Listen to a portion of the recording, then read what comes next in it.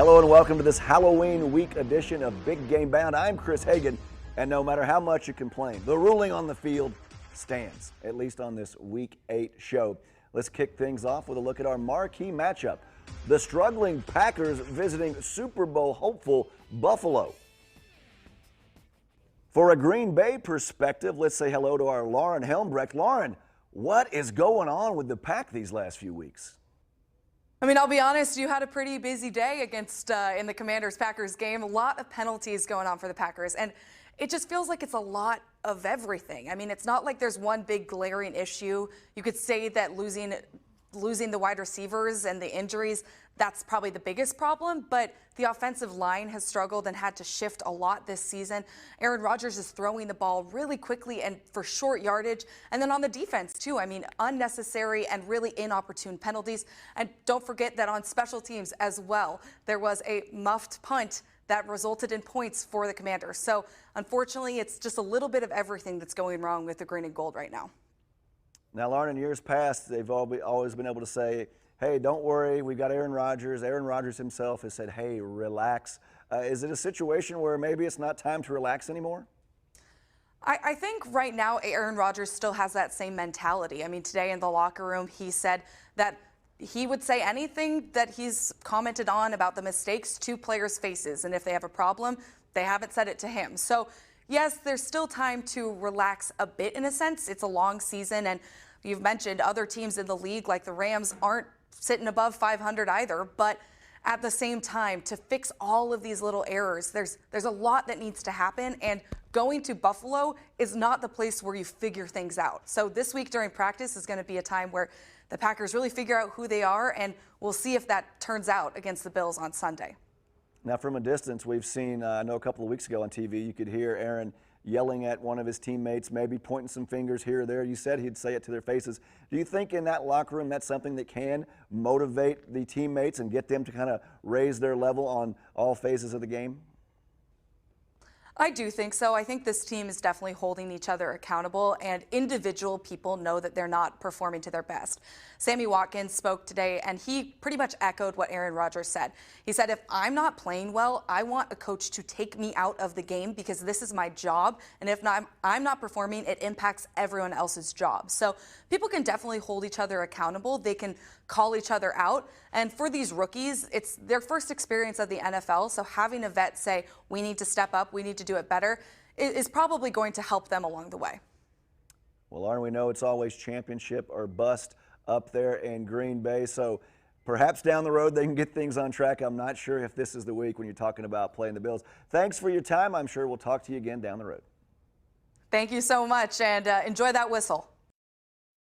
The week kicks off as usual on Thursday night. Presumed playoff teams mired around the 500 mark. The 4-3 Ravens visiting the 3-4 Buccaneers. Baltimore a slight road favorite in this one. An early start on Sunday thanks to another London game. Officially a home contest for the Jaguars against the Broncos. 9:30 a.m. Eastern time kick. Here's our Bruce Hurdle.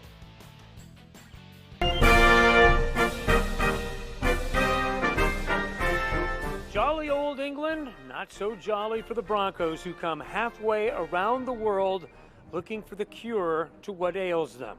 Russell Wilson isn't dependent on his Wolverine blood this week, as he is knee raisers. On his flight over? First 2 hours I was watching the film, watching all the cut-ups and everything else. And then for the next 4 hours, I was doing treatment on the plane. I was walking up and down the aisles. Everybody was knocked out. I was doing high knees and working on my legs and everything else, make sure I'm ready to rock. I don't care if Russ was doing pull-ups on the outside of a double-decker bus. He just needs to win a football game. The good news is he's trending towards getting the chance on Sunday against Jacksonville. Yeah, I feel great, ready to roll. I'm super locked in and ready to hopefully get a big win in London. Obviously, this would be a key game for us. The outside noise on Russ has been nearly deafening, but he claims not to hear it. Are you aware just because of how the world works? But I think that more than anything else, I've been trying to just stay focused on our team and focus on us getting better as a collective group and not worrying about the outside noise. Because the thing is that we can control the outside noise by how we play. I'm Bruce Hurdle. 7 games in the 1 o'clock window Sunday afternoon. The Panthers aiming for 2 straight wins as they visit the Falcons in Atlanta. The Bears, fresh off a convincing win on Monday Night Football, travel to Dallas to take on the Cowboys. The Dolphins swimming upstream to Detroit to face the hapless Lions. In Minnesota, the Cardinals will try to upend the 5-1 Vikings, who are a perfect 3-0 on the home turf. A must-win contest for both the Raiders and Saints in New Orleans. In Philadelphia, the Steelers will challenge the still unbeaten Eagles. Philly will be well-rested coming off the bye week in this Keystone State battle. And in the AFC East, the surprising 5-2 Jets will host old nemesis New England. For more on this one, here's our Joel Masseri. Last week's win in Mile High was a costly one for the Jets. They lost 2 of their best offensive players, with Breece Hall and Elijah Vera Tucker both going on IR.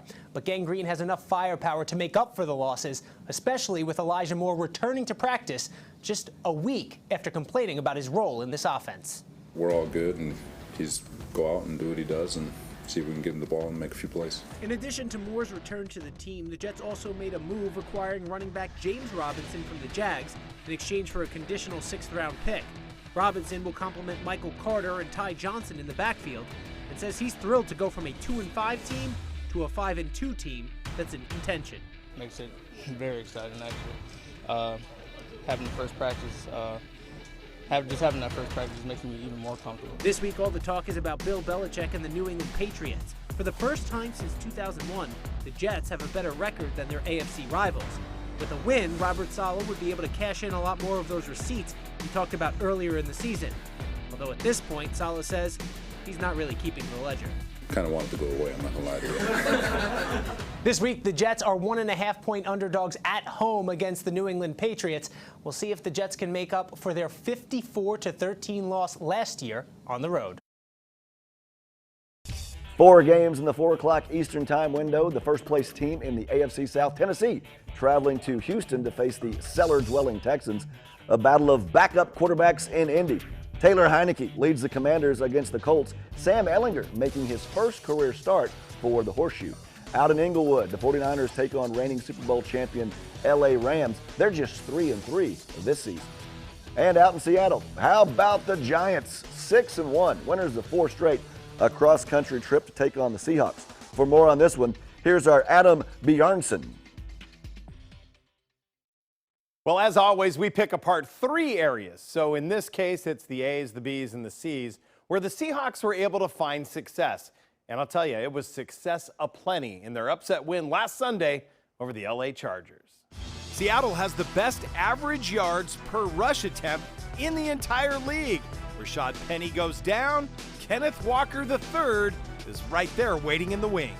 You always dream for moments like this, but you know, I got a lot of guys around me that makes it easier for me, like the vets that talk to me and encourage me to, 1 and 2 yards are good, and then, they always encourage me to keep my head up and stay focused. So it's great to have guys like that around me.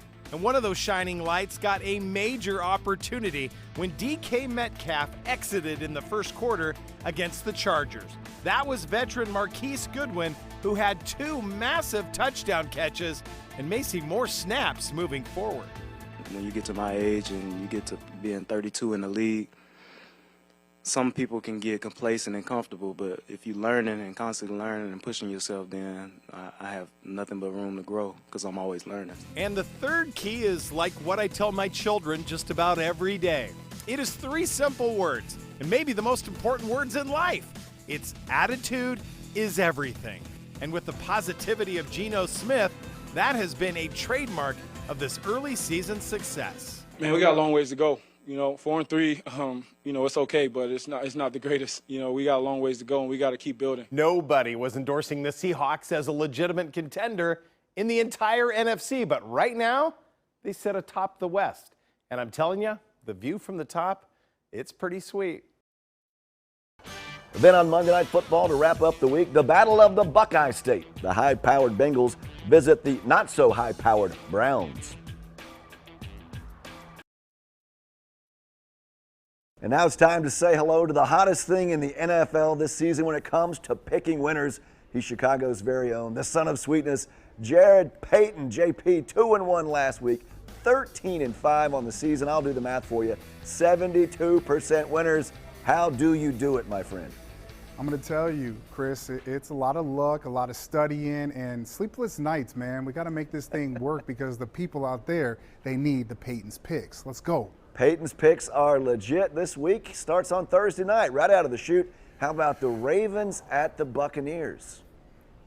You know what, Chris, this one has been keeping me up at night because I'm thinking about this matchup when it comes down to the Ravens. They've gotten better on the defensive end. I think offensively with Lamar Jackson and company, they're trying to find their way, especially in the passing game. We know they can run the football. On the flip side, you got the Tampa Bay Bucks who are coming off a loss and seem to be just in a disarray on the offensive side of the ball, and that's un-Tom Brady-like. But when I think about this matchup, I'm going to go with Tampa Bay because they're feeling it just a little bit in that heat, and they really are trying to make a run with Tom coming back. They still have all the horses that you want on the outside. You got Tom Brady that had another weekend to kind of figure this thing out and say we got to get back on track. But also, I think one of the biggest factors is the Ravens in the fourth quarter. They haven't been able to close out games. They're giving up a lot of rushing yards on the ground, and I think this is a week where you see Leonard Fournette run the football on the ground. The Ravens just don't close it out in the fourth quarter, and I think the Bucs get the dub. Certainly an important game for the Bucs down there. Now, hey, what about this one? We've seen kind of a changing of the guard. Patriots at the Jets. What say you, Jarrett? All right, Chris, I'm buying almost everything that the Jets are selling right now. Man, defensively, you look at their front seven, they're finding ways to get after quarterbacks, and that back end of that defense is just stellar. So I like all of that. The ground game, Hall being out, I think that was kind of one of those big hits for a lot of fans that were watching him kind of progress this season. But James Robinson comes over in that trade from the Jags. So can they get the ground game going? I think it's possible. But the only thing I'm not buying, Chris, I'm not buying Zach Wilson, man. I just can't do it. It's too tough for me. And we know that the Pats are coming off a loss to the Chicago Bears. It's been tough for them, but you got Matthew Judon and company. I think they're going to find a way to be able to get to the quarterback. I think they find a way, even with Mac Jones, to settle this thing down a little bit. Bill Belichick gets them back on track, and I think the Patriots get the dub. You just had to slide in that part about the Bears winning. I noticed that, JP. Hey, AFC West matchup, the Niners at the Rams.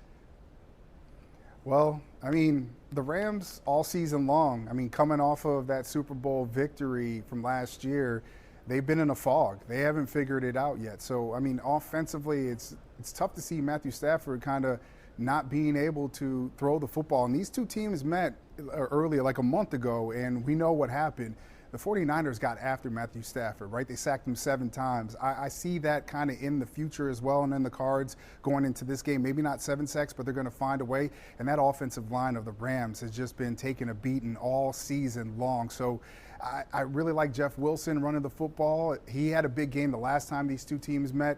But let's not forget about Christian McCaffrey, man. Like, they're going to start figuring out how to use him. We already started to see last week against the Chiefs here and there, dink and dunk, running the football. I think Kyle Shanahan finds a way to get him going as well. Debo's in that mix.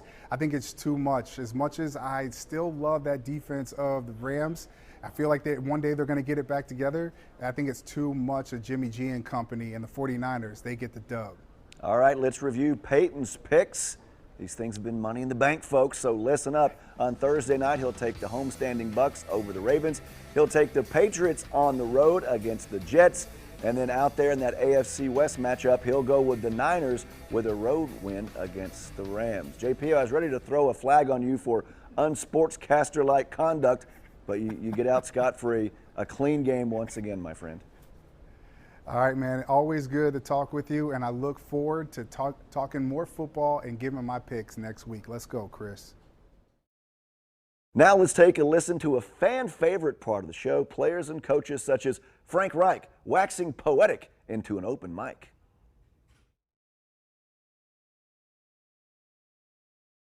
As bad as this feels, and listen, I'm not like looking for any silver linings, but I'm also, as the head coach, you got to have a little perspective here. We're 3-3-1.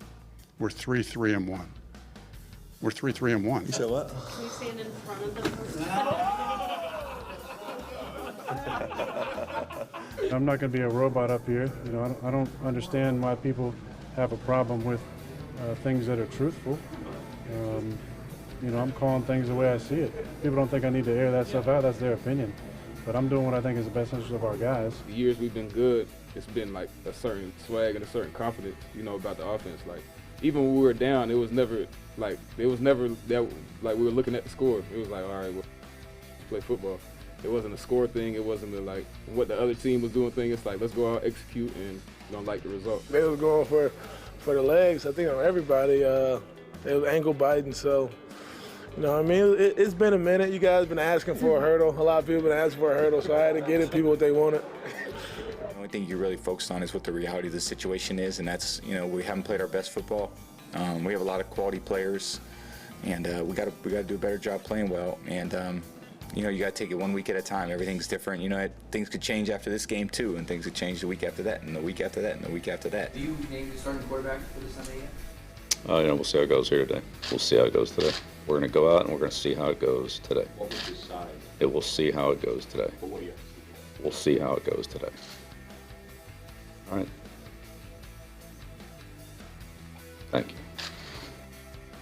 You're welcome, Bill, and I guess we will see how it goes. Apologies to my mom for wearing a hat inside today, but it is Halloween. Hey, that's going to do it for this edition of Big Game Bound. For executive producer Phil Nardiello and all of our correspondents across the Next Star Nation, I'm Chris Hagan. Thanks for watching. Enjoy the games, and remember, don't eat any candy corn. See you next time on Big Game Bound.